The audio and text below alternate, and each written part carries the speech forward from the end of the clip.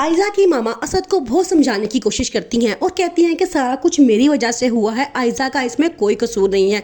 आज से 26 साल पहले जो इक़्तिदार मैं हासिल नहीं कर सकी, जिन महरूमियों में मैं रही, मैंने अपनी सूरतों का बदला इस सूरत में लेना चाहा कि मैं अपनी बेटी को तुम्हारे घर बहू बनाकर भेजूँ और वो जाके वो तमाम मकाम हासिल कर सके और वो सारी चीज़ें जो मुझे नहीं मिल सकी। असद कहता है कि आंटी आप जो मर्ज़ी कहें, लेकिन मेरी नज़र में उसके तमाम किए हुए जुर्म गुनाह हैं। असद फैसला करता है कि अपना बेटा मैं ले जाऊंगा। आयजा ने अपना फ़र्ज़ पूरा कर लिया है उसको इस दुनिया में लेकर आके, अब वो मेरा बेटा है और मेरे साथ रहेगा। आयजा को मैं इस घर में कभी घुसने नहीं दूंगा। सब असद को बहुत समझाने की कोशिश करते हैं कि आयजा को अपने किए की सज़ा मिल चुकी है, अब आप उसे माफ़ कर दो। लेकिन असद कहता है कि मैंने शादी के शुरू में ही इसको समझाया था कि मुझे झूठ से सख्त नफरत है और झूठ बोलने वाले लोगों को मैं कभी माफ़ नहीं करता, लेकिन इसने मेरी बात को सीरियस नहीं लिया, इसलिए मैं अब इसको कभी माफ़ नहीं करूँगा, ना ही ये मेरी माफ़ी के काबिल है। अनाया को भी अपनी बहन की हालत देख के अब बहुत दुख होता है। वो अपनी मामा से कहती है कि मैंने इनको समझाने की बहुत कोशिश की थी, अब देखा ना मामा, किस्मत से आगे भागते भागते आयजा आप ही खुद ही मुँह के बल गिर चुकी हैं और अब उनको कोई संभालने वाला नहीं है। पहले वो लोगों को घर से निकलवा के खुश होती थी, अब लोग उन्हें घर से निकाल के खुश हो रहे हैं। अपने आप को बचाने के लिए अब उनके पास कोई सूरत नहीं है।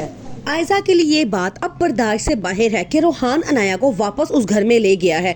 वो कहती है कि सब कुछ मैंने सिर्फ अनाया की खातिर किया और आज वो मुझे अकेला इस हाल में छोड़कर वापस उस घर में चली गई है। आयजा ने अब हर मुमकिन कोशिश कर ली है उस घर में वापस जाने की, लेकिन उसका कोई भी हरबा काम नहीं आता। यहाँ तक कि वो अपने आप को मारने की भी धमकी देती है, लेकिन फिर भी वो असद के सामने काम नहीं करती।